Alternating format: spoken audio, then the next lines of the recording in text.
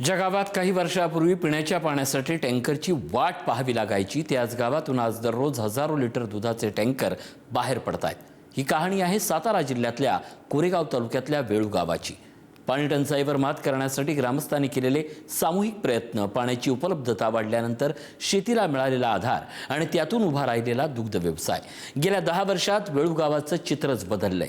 कधी काळी पाण्याच्या टँकरची वाट पाहणारे हे गाव आता दूध उत्पादनातून आर्थिक समृद्धीकडे वाटचाल करतंय। पाहुयात वेळू गावच्या परिवर्तनाची ही प्रेरणादायी कहाणी।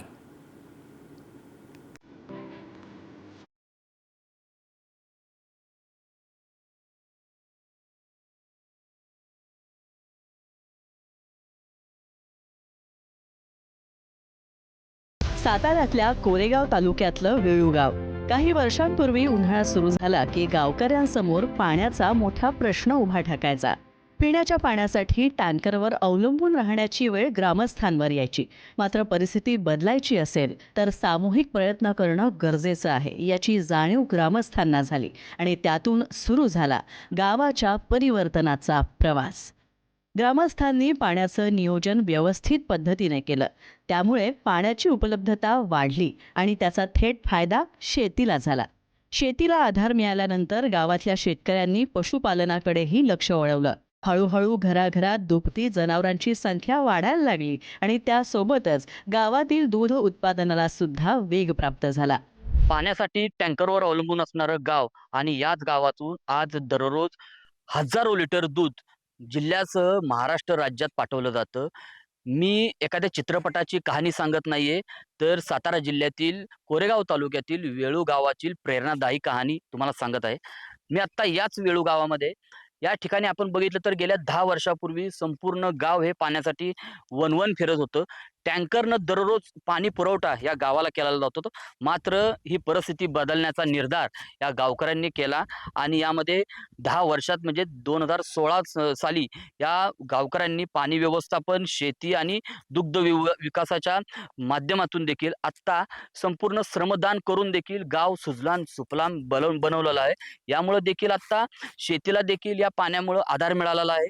त्यामुळं पशुचालनाला देखील चालना मिळाली। त्यामुळं मोठ्या प्रमाणात शेतीसह पशु देखील आता या गावामध्ये मोठ्या प्रमाणात शेतकरी पाळत आहेत। त्यामुळं दुग्ध व्यवसाय देखील मोठ्या प्रमाणात या ठिकाणी गावकरी करत आहेत। पाण्याच्या प्रश्नावर मात केल्यानंतर वेळू गावामध्ये शेतीसोबत दुग्ध व्यवसाय हा उत्पन्नाचा अत्यंत महत्त्वाचा आधार बनला। दूध संकलनाची व्यवस्था उभी राहिली। गावागावातून मोठ्या प्रमाणात दूध संकलित करायला सुरुवात झाली आणि आज याच दुधाचे टँकर अमूलसह राज्यातील विविध दूध कंपन्यांना रवाना होतात। कधी काळी गावात पाण्याचा टँकर यायचा आणि आज याच गावातून दुधाचे टँकर बाहेर जात आहेत। परिस्थिती फार बिकट होती। टँकर शिवाय गावाला पाण्याचा पुरवठा होत नव्हता। परंतु पाणी फाउंडेशनची स्पर्धा सुरू झाली आणि आम्ही या स्पर्धेमध्ये भाग घेतला। संपूर्ण गाव आमच्या पाठीशी उभं राहिलं। लहान थोर सगळे, स्त्री पुरुष सगळ्यांनी आम्ही 45 दिवस काम केलं आणि तेव्हापासून आजपर्यंत आमचं सातत्यानं पाणी आडवा, पाणी जिरवाच्या संदर्भामध्ये काम चालू आहे आणि त्यामुळं गेली 10 वर्ष आमच्या गावचं पिण्याच्या पाण्याचा प्रश्न पूर्णपणे मिटलेला आहे। 100% पाण्याची सोय गावाला झालेली आहे। दूध व्यवसायामुळे गावातल्या अनेक कुटुंबांना आर्थिक उत्पन्नाचं साधन मिळालं। शेतीच्या उत्पन्नाला दूध व्यवसायाची जोड मिळाली आणि शेतकऱ्यांची आर्थिक परिस्थिती हळूहळू सुधारायला लागली। पशुपालनातून दररोजचं उत्पन्न मिळत असल्यामुळे ग्रामीण अर्थव्यवस्थेला नवीन चालना मिळाली आणि त्यामुळे वेळू गावचा पाणी टंचाईपासूनचा दुग्ध समृद्धीकडे जाणारा प्रवास अधिक वेगानं सुरू झाला। 16ला ज्या वेळेला काम झालं आमचं इथं श्रमदानाचे, तेव्हापासून पाण्याची पातळी वाढली आहे।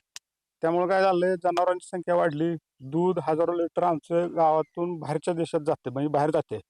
आता पहिले कसं होतं की जनावरं कमी होती, पाण्याची पातळी खाली असल्यामुळं जास्त काय गावाला पाणी नव्हतं। पण 16 पासून आता चांगली परिस्थिती झाली आहे, हजारो लिटर दूध बाहेर जातं। 16ला वॉटर कपची म्हणजे ही जी स्पर्धा निघाली, तिच्या अगोदर टँकरग्रस्त म्हणून गावाला ही शिक्का होता। तो आम्ही त्या वर्षी सगळे लहान थोर मुलं सगळ्यांनी श्रमदान करून एकूण 5 तलावजोड प्रकल्प राबवण्यात येऊन गाव सुजलाम सुफलाम झालेलं आहे. वेळूगावची ही कहाणी केवळ दूध उत्पादन वाढल्याची नाहीये, तर पाण्याचं योग्य नियोजन केलं तर गावाच्या अर्थव्यवस्थेलाच नवीन दिशा कशा प्रकारे मिळू शकते याचं उदाहरण आहे. पाण्याची उपलब्धता वाढली, शेतीला आधार मिळाला, पशुपालन वाढलं आणि त्यातून गावाच्या आर्थिक परिस्थितीमध्ये मोठा आमूलाग्र बदल झाला.